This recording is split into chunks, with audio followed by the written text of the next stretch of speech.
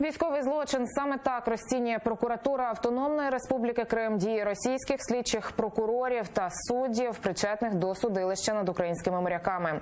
Після того, як їх захопили біля Керченської протоки, окупаційні суди Сімферополя і Керчі 27 та 28 листопада заарештували усіх 24 наших моряків на 2 місяці.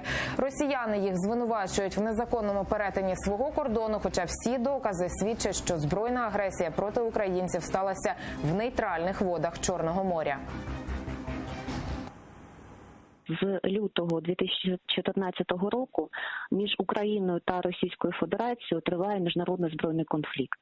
Коли мова ставиться про міжнародний збройний конфлікт, то починає діяти міжнародне гуманітарне право або так зване право збройного конфлікту. Дії Російської Федерації щодо наших моряків є незаконними, вони є військовополоненими. І полон – це не вид покарання. Це не злочин. Тому, відповідно, будь-яке їх переслідування кримінальне, воно не допускається.